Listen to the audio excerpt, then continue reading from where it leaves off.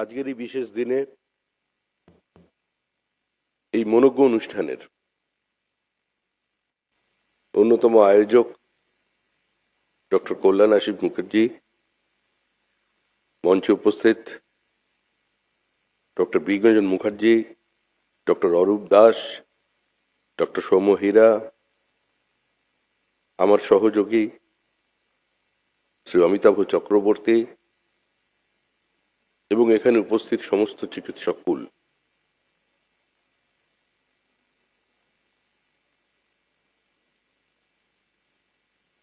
সম্পূর্ণ চিকিৎসকদের মধ্যে আমাকে এবং অমিতাভকে ডেকে আনার যে দুঃসাহস আপনারা দেখিয়েছেন, গুণীজনের মাঝে এমন বেগুনীদের উপস্থিতি নিঃসন্দেহে তাৎপর্যপূর্ণ কিন্তু জানি না, কিন্তু আমার মনে হয় সময় উপযোগী নয়। দেখুন, আমরা আমাদের মতো করে সমাজকে দেখবার চেষ্টা করি, মানুষকে চেনার চেষ্টা করি।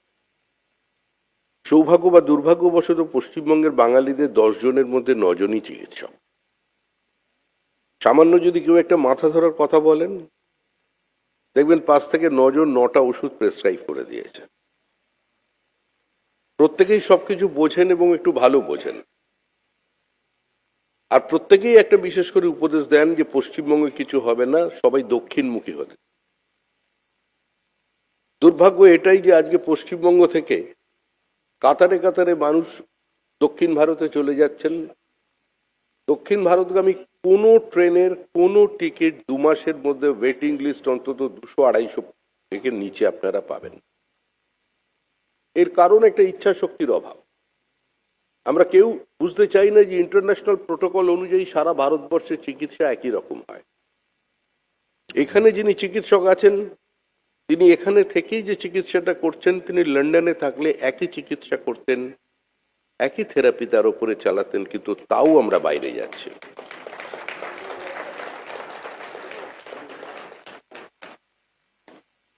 কিছু মানুষ মনে করছেন যেখানে চিকিৎসকের অভাব আছে, কিন্তু যারা নিজেদের জীবনে কখনো ব্রিটেনে প্রতিষ্ঠিত করেছেন, ইউরোপের অন্য দেশে প্রতিষ্ঠিত করেছেন, তারাই কিন্তু পরবর্তীকালে পশ্চিমবঙ্গে এসেছেন, ভারতবর্ষের বিভিন্ন জায়গায় এসেছেন। দিল্লির একজন অত্যন্ত প্রতিষ্ঠিত ডার্মাটোলজিস্ট আমাকে বললেন কিছুদিন আগে যে এখনো পর্যন্ত দিল্লিতে কারোর কোনো অসুখ হলে প্রথম বাঙালি ডাক্তারের খোঁজ করে। অর্থাৎ এখনো আমাদের ওপরে মানুষের বিশ্বাস শেষ হয়ে যায়। আসলে আমাদের পশ্চিমবঙ্গে বিভিন্ন ধরনের সময় বিভিন্ন ধরনের এক্সপেরিমেন্ট চলেছে। দুর্ভাগ্যের বিষয় এটাই যে গত 50 বছর ধরে পশ্চিমবঙ্গে যে দুটো সরকার এসেছে, সেই দুটো সরকার দলের সরকার।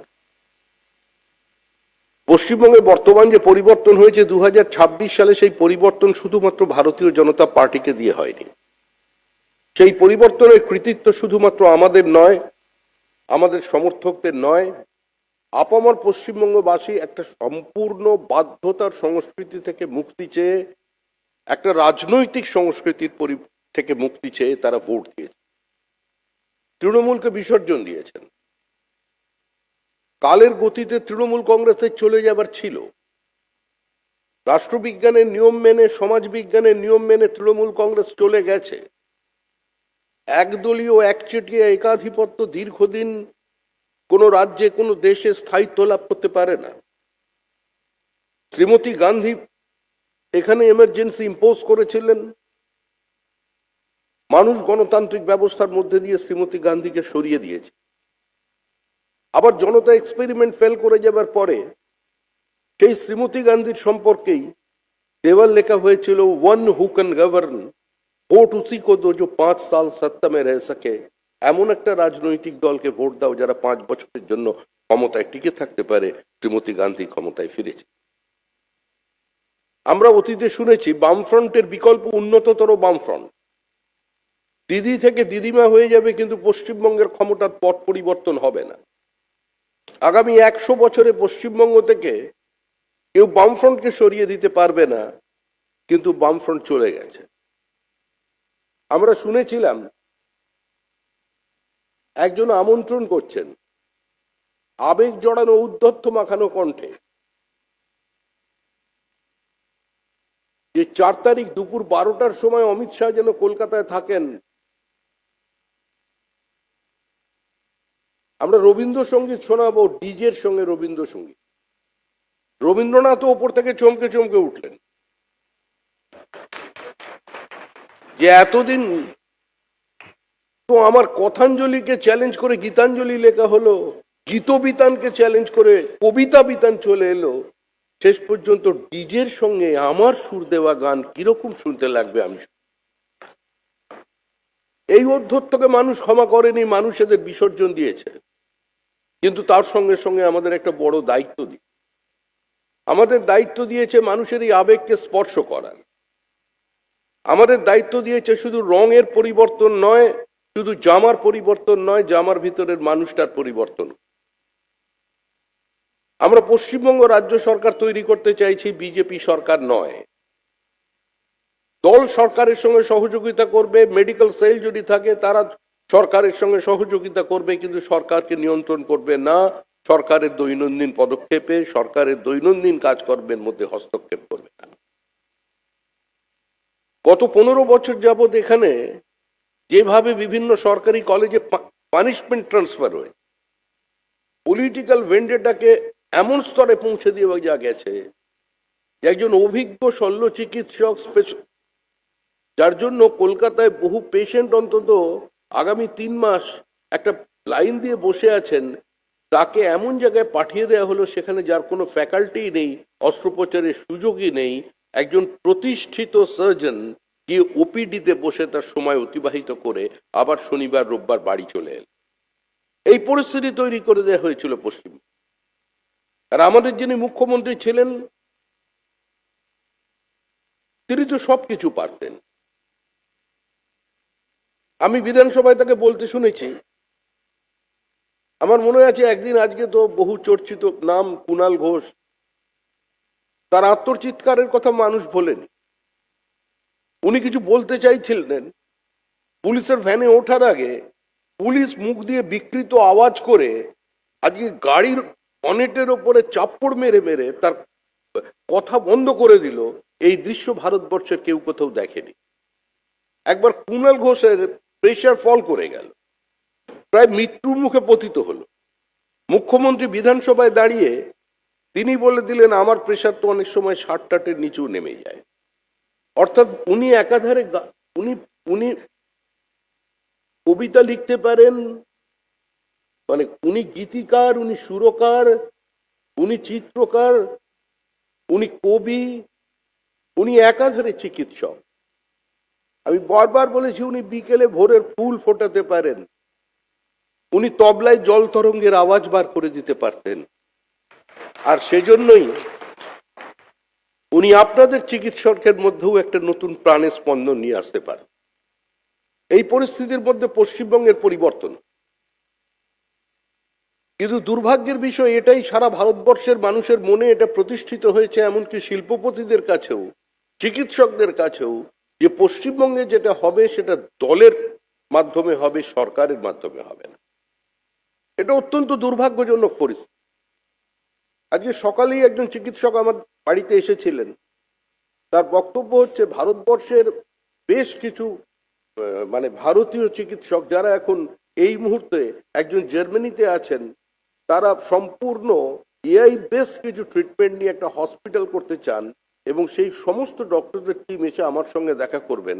আমি বললাম আমার সঙ্গে কেন, লিভার কোন দিকে থাকে পেটের সে তো আমি জানি না, আপনারা আমাদের যিনি এখানে স্বাস্থ্যমন্ত্রী আছে তার সঙ্গে দেখা করুন। বলছেন আগে আমরা পার্টির সঙ্গে কথা বলি। একই চিত্র সমস্ত শিল্পপতিদের, তারাও প্রত্যেকে আসছেন পার্টি অফিস, আগে আমাদের সঙ্গে দেখা করছেন, তারপরে সেখান থেকে নবান্নে যান। এটা অত্যন্ত দুর্ভাগ্যজনক পরিস্থিতি, কারণ মানুষের ধারণা হয়ে গেছে পশ্চিমবঙ্গের যে এখানে জীবনের প্রত্যেকটা পদক্ষেপ, জীবনের প্রত্যেকটা গতিমুখ রাজনৈতিক দল দ্বারা নিয়ন্ত্রিত, শাসক দল দ্বারা নিয়ন্ত্রিত।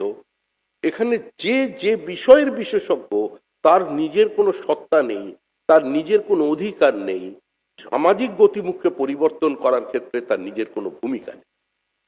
তার কারণ হচ্ছে দীর্ঘদিন আমাদের এখানে কোনো সিভিল সোসাইটির প্রতিবাদ। মমতা বন্দ্যোপাধ্যায় দীর্ঘ 15 বছর একদলীয় একচেটি একাধিপত্য কায়েম করে রেখেছিলেন, কারণ সমাজের সর্বস্তরের সমস্ত ক্ষেত্রে চিকিৎসক থেকে শুরু করে কবি পর্যন্ত কেউ সে অর্থে প্রতিবাদ করেননি সংঘবদ্ধভাবে।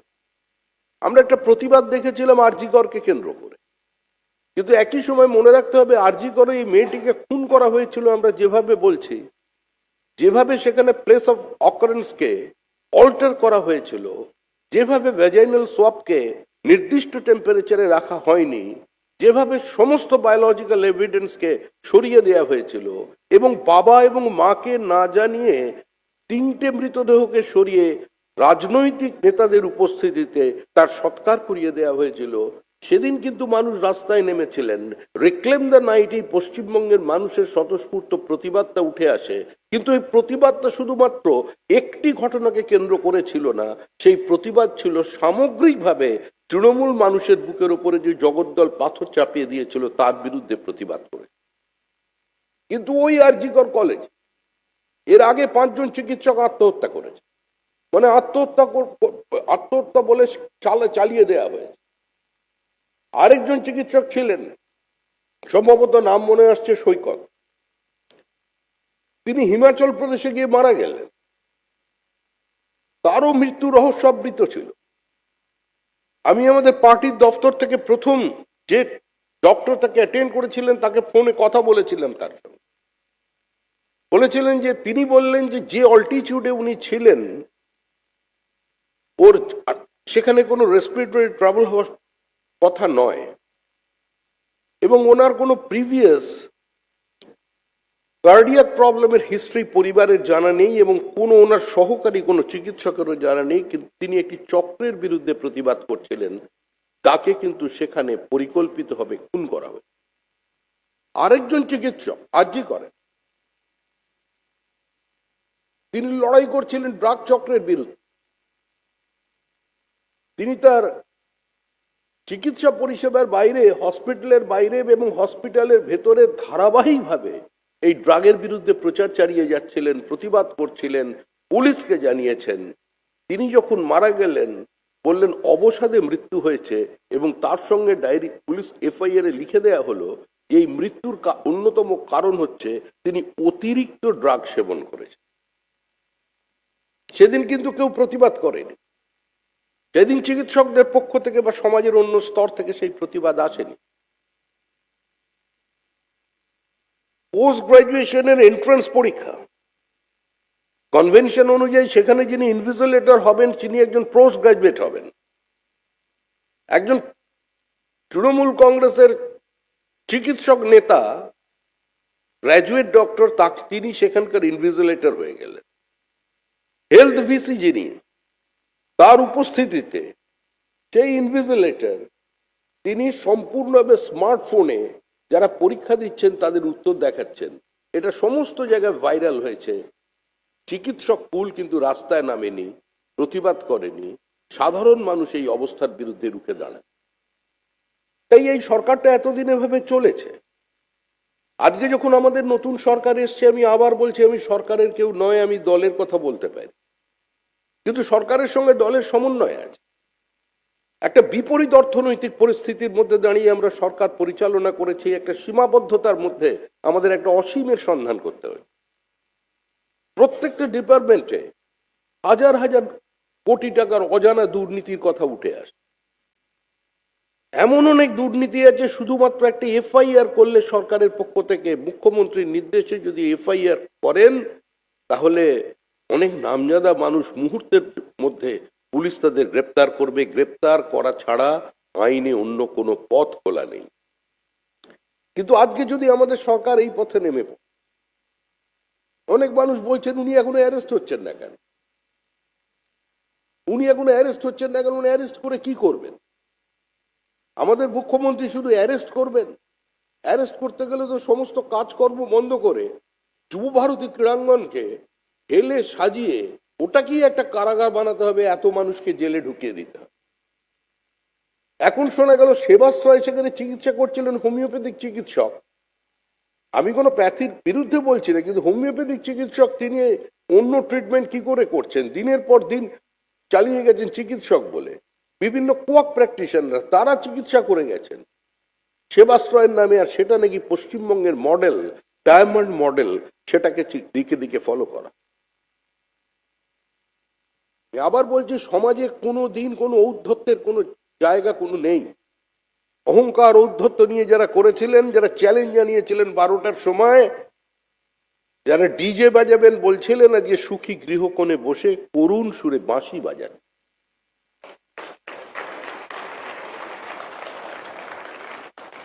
এখন আবার কিছু কিছু নেতা আমাদের দিকে আঙুল তুলছেন, আমরা কি করতে পারি? আমরা তো বলছি ভোট পরবর্তী হিংসায় একজন বিধায়কও মারা যাননি, কাউকে লিঞ্চিং এ প্রাণ হারাতে হয়নি। 2021 সালের 2রা মের পর কোন চিকিৎসকও আক্রান্ত হয়েছেন, অনেক চিকিৎসকও সারা পশ্চিমবঙ্গে বিজেপি রক্তাক্ত হয়ে গেছে। 26 দিনে 27 দিনে 56 জন বিজেপি কর্মী খুন হয়েছিলেন। আমাদের 27 জন মহিলা কর্মী ক্যামেরার সামনে দাঁড়িয়ে বলেছেন যে আমরা তৃণমূল গুন্ডাদের দ্বারা গণধর্ষিতা হয়েছে। ভোট পরবর্তী হিংসায় সিবিআই তদন্ত করেছে, পুলিশ অসহযোগিতা শুধু করেনি, সমস্ত প্রমাণ লোপাটের জন্য কাজ করেছে। পুলিশ তো কোনো নিরপেক্ষ মানে স্বতন্ত্র সংগঠন নয়, পুলিশকে তো সরকার নিয়ন্ত্রণ করে। এইভাবে একটার পর একটা চলে। এখন ভোট পরিবর্তন হয়েছে, পরিবর্তনের সঙ্গে সঙ্গে 4 ঘন্টার মধ্যে কিছু মানুষ বিজেপি হয়ে গেছেন। তারা আরো বেশি করে, মাথায় আবির নয়, তারা গোটা গালে মাথায় সর্বত্র আবির লাগিয়ে নিয়েছে, হাতে ঝান্ডা নিয়ে নিয়েছে। কেউ বহুদিন ধরে বিজেপি করছে, 4 ঘন্টার বিজেপি, কেউ আবার সঙ্গে ঢুকে পড়েছে, বলছে আমি তো স্বয়ংসেবক, অনেক দিন আছি। চারিদিক দিয়ে ঢুকছে। আমি কত লোককে নিয়ন্ত্রণ করব বলুন? আমি অমিতাভ তো আজকে এই কাজই করছি। আমরা কত আমরা বলছি ভাই কি করব আমরা? মানুষ তো মশা মারে, কিন্তু মাছি মারার কাজ তো আমাদের নয়। কিন্তু আমরা খুঁজে খুঁজে বেড়াচ্ছি, সকাল থেকে রাত্রি পর্যন্ত এক অভিযোগ, তৃণমূলকে মারছে। কেউ আবার ডিম ছুঁড়ছে, নতুন একটা শুরু হয়েছে ডিম সংস্কৃতি। এটা কাম্য নয় কোনো সভ্য সমাজে। এটা ফেসলস হচ্ছে পশ্চিমবঙ্গের সারা ভারতবর্ষের সামনে, কারণ সরকারে আমরা আছি, ডিম ছুঁড়। এক বড় পুলিশ অফিসারকে জিজ্ঞাসা করলাম কিছু করতে পারছেন না, এই ডিমওয়ালাদের ঠেকান। বলছে দেখুন আমাদের কাছে মেটাল ডিটেক্টর আছে, ডিম ডিটেক্টর তো নেই।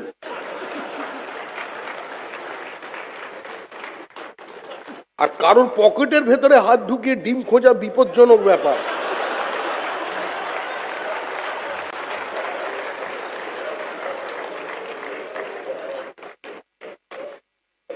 এই অবস্থার মধ্যে দিয়ে একটা সরকার চলেছে।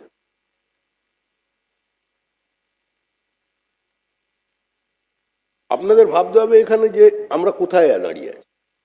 আপনারা শিক্ষিত কুল, যে মহারাষ্ট্রের সঙ্গে আমরা এক সময় শিল্পে প্রতিযোগিতায় ছিলাম, আজকে ফরেন ডাইরেক্ট ইনভেস্টমেন্ট সেখানে 31.6% আর পশ্চিমবঙ্গে 0.6%। আমি দক্ষিণপন্থী হওয়ার বিরোধিতা সবসময় করেছি, দক্ষিণ ভারতের টিকিট কাটবেন না, পশ্চিমবঙ্গের হসপিটালে চিকিৎসা করান, একই চিকিৎসা হবে। আমি বিজেপির অলিখিত মেডিকেল সেল চালাচ্ছি, 35 বছর ধরে পেশেন্টদের নিয়ে আসছি, বিভিন্ন চিকিৎসকের সঙ্গে পরিচয় থাকার কারণে ফোন করে করে তাদের কাছে পাঠাই, বোঝাই ভাই কোনো লাভ নেই ভেলোরে গিয়ে, কোনো লাভ নেই তোমার বেঙ্গালুরুতে গিয়ে, কলকাতায় থাকো। কিন্তু একটা উইল পাওয়ারের অভাব। অনেককে বোঝাতে পেরেছি, অনেককে বোঝাতে পারেননি। সাম্প্রতিককালে একজন, আমি নাম বলছি না, বিখ্যাত ব্যক্তি, তিনি হসপিটালে ভর্তি হলেন। হওয়ার সঙ্গে সঙ্গে ডক্টর সরোজ মন্ডল আমাকে ব্যক্তিগত আমার সঙ্গে সম্পর্ক আছে, ফোন করে তার পরিস্থিতির কথা জানা।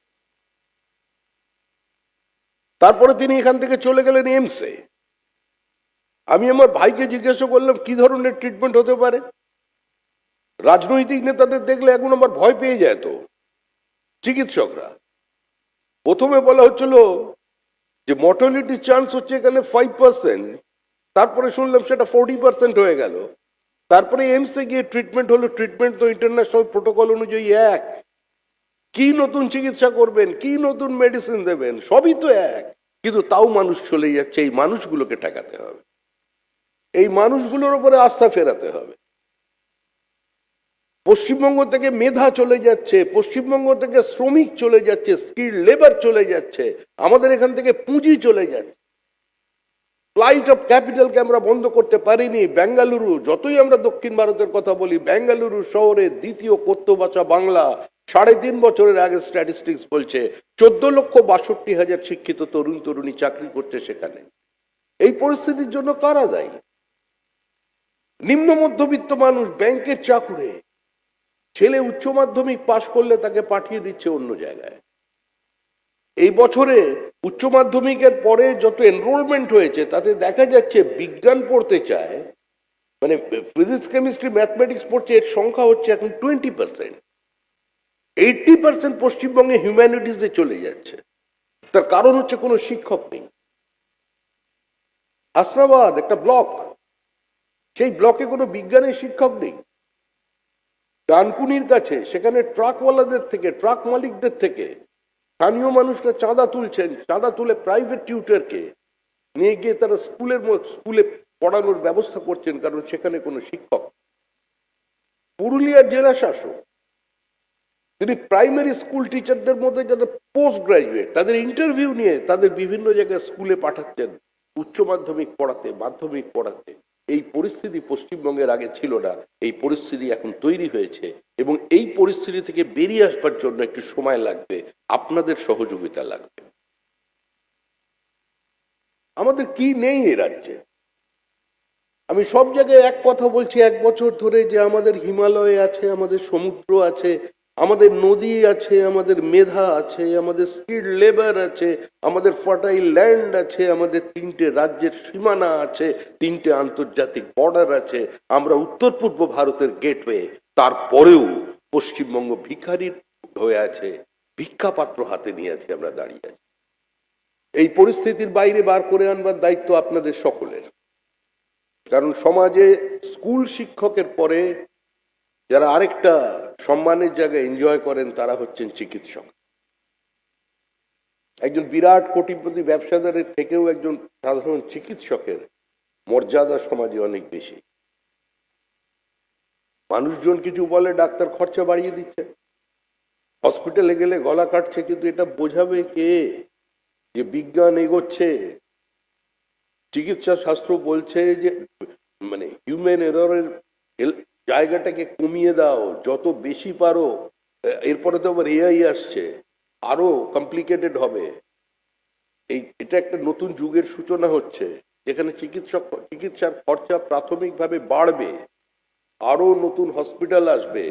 পশ্চিমবঙ্গে সারা দেশের লোক মনে করছে পশ্চিমবঙ্গে একটা স্বাধীনতা এসেছে, 50 বছর পরে একটা ইনভেস্টমেন্ট ফ্রেন্ডলি গভর্নমেন্ট এসছে। পশ্চিমবঙ্গে এখন কিছু হতে পারে, কারণ তাদের কাছে পরিবর্তনটা ভিজিবল। তারা চোখের পাশে ত্রিপুরাকে দেখতে পাচ্ছে, আসামকে দেখতে পাচ্ছে, সেখানকার ইনফ্রাস্ট্রাকচার ডেভেলপমেন্ট দেখতে পাচ্ছে, বিমারু স্টেট মধ্যপ্রদেশকে একটা নির্দিষ্ট জায়গায় পৌঁছে দেওয়ার অবস্থা দেখতে পাচ্ছে। তারা গুজরাট মডেল তো অনেক দূরের কথা, গুজরাটের বাইরেও আজকে বিভিন্ন রাজ্য, অবিজেপি শাসিত যে রাজ্যগুলো আছে তারা পর্যন্ত এগিয়ে চলেছে।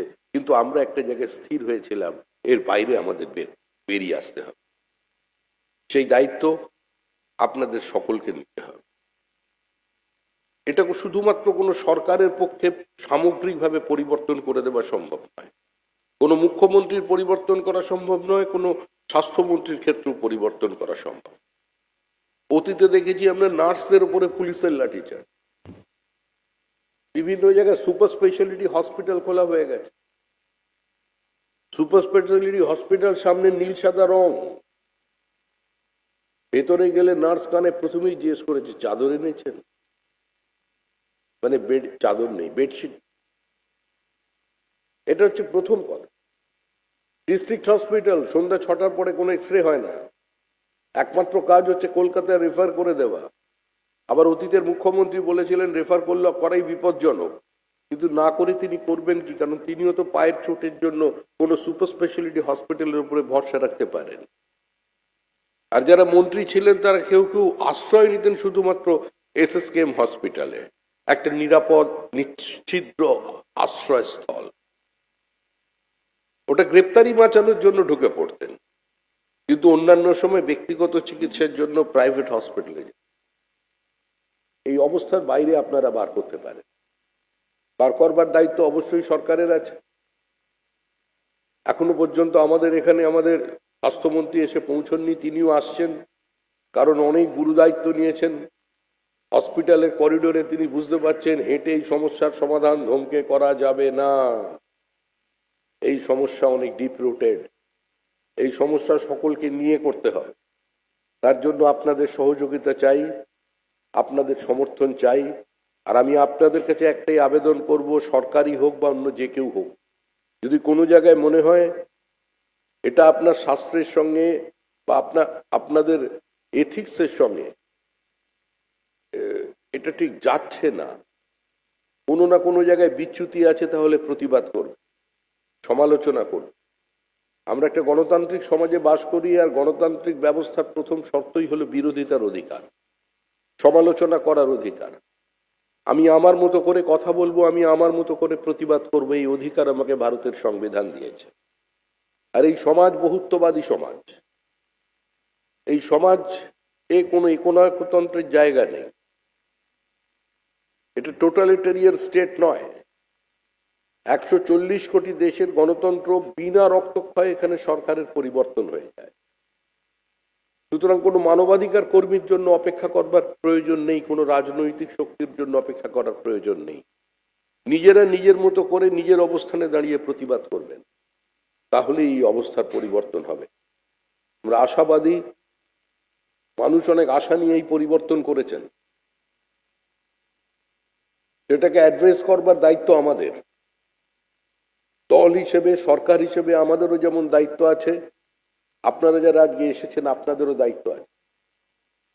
মানুষের এই আশাটাকে হতাশায় রূপান্তরিত যাতে না হয়ে যায়, সেটা দেখার দায়িত্ব আমাদের সকলের। আজকের দিনের অনেক অনেক শুভেচ্ছা। আজকের দিন এমন একটা দিন, এভাবে কোনোদিন পালিত হয়েছে বলে আজকে আমার জানা নেই।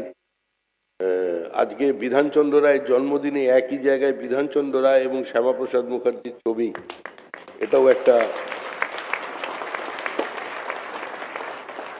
একটা পরিবর্তনের ফসল। কারণ শ্যামাপ্রসাদ মুখার্জি যখন মারা গিয়েছিলেন বা তাকে খুন করা হয়েছিল কাশ্মীরের জেলে,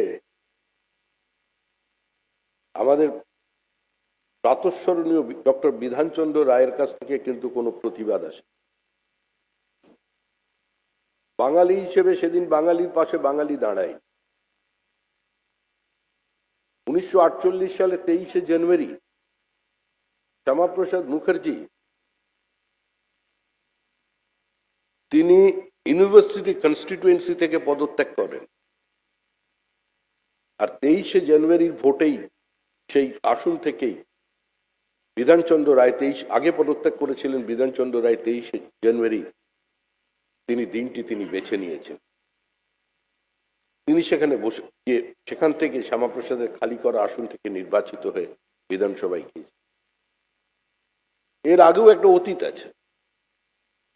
গান্ধীজি প্রফুল্ল ঘোষকে চিঠি লিখে বলেছিলেন যে তোমার মন্ত্রিসভায় একজনও মারওয়াড়ি নেই বলে তিনি লিখেছিলেন, গান্ধীজি হিম্মত সিংকে তুমি মন্ত্রিসভায় নিয়ে নাও। উত্তরে প্রফুল্লবাবু চিঠিতে জানিয়েছিলেন, if it is your order, then I earnestly request you, please reconsider it. If it is your suggestion, please reconsider it. If it is your order, then treat it as a resignation. Gandhiji সাময়িককালে তখন প্রথমে চিঠিটা বার করেন, কিন্তু যেদিন বিধানচন্দ্র রায় নির্বাচিত হয়ে গেলেন সেদিন বিধানচন্দ্র রায় মুখ্যমন্ত্রী হওয়ার রাস্তা প্রশস্ত গান্ধীজি করে দিয়েছিলেন এখানকার স্থানীয় কংগ্রেসদের নেতা। Doctor Shyamaprasad Mukherjee, doctor B.R. Ambedkar কংগ্রেসী না হয়েও নেহরুর মন্ত্রিসভায় স্থান নিয়ে পেরেছিলেন। প্রতিবাদ করেছিলেন বাংলার জন্য, বাঙালির জন্য, বাংলার ডেমোগ্রাফির জন্য, ছিন্নমূল উদ্বাস্তুদের জন্য। দিল্লি প্যাক্ট নেহেরু লিয়াকত চুক্তির বিরোধিতা করে তিনি মন্ত্রিসভা থেকে পদত্যাগ করেন এবং ভারতের সংবিধানকে প্রতিষ্ঠা করবার জন্য যিনি প্রথম আত্মবলিদান দিয়েছিলেন তিনি ডক্টর শ্যামাপ্রসাদ মুখার্জি। আজকের প্রজন্মের বোঝা উচিত, হাতে করে সংবিধান নিয়ে ঘুরলে কিংবা পকেটে সংবিধান নিয়ে ঘুরলে সংবিধানের প্রতি শ্রদ্ধা জানানো হয় না। সংবিধান হৃদয়ে রাখার জিনিস, সংবিধানকে মেনে চলা উচিত। তো তার জন্য তিনি জীবনদান করেছিলেন। কিন্তু সেদিন কোনো বাঙালি কংগ্রেসের নেতা, এমনকি কোনো বামপন্থীরাও শ্যামাপ্রসাদের মৃত্যুর জন্য রাস্তায় নামেননি। শ্যামাপ্রসাদ মুখার্জি যেদিন মারা যান, সেই খবর কলকাতায় পৌঁছানোর সঙ্গে সঙ্গেই পশ্চিমবঙ্গে অঘোষিত কোনো রাজনৈতিক দলের আমন্ত্রণ ছাড়াই শুরু হয়ে গিয়েছিল অরন্ধন। আর তার আবেগজনিত কারণে যদি কোনো রাজনৈতিক শক্তির উত্থান না হয়, তার জন্য 1 পয়সা ট্রাম ভাড়া বৃদ্ধিতে 17টা ট্রামে আগুন লাগিয়ে দেওয়া হচ্ছে। আজকে বিধানচন্দ্র রায় পশ্চিমবঙ্গের নতুন রূপকার হতে পারেন, কিন্তু পশ্চিমবঙ্গের জন্মদাতা ডক্টর শ্যামাপ্রসাদ মুখার্জি। ডক্টর বিধানচন্দ্র রায়ের জন্মদিন এবং মৃত্যুদিনে তাকে প্রণাম জানাই, এবং তাকে প্রণাম জানানোর আগে ডক্টর শ্যামাপ্রসাদ মুখার্জিকে প্রণাম জানাচ্ছি, কারণ তিনি ছিলেন বলেই বিধানচন্দ্র রায় ছিলেন। ধন্যবাদ। সবাই ভালো থাকবেন, আনন্দে থাকবেন, পচা ডিম থেকে দূরে থাকবেন, ডিম সংস্কৃতির বাইরে থাকবেন।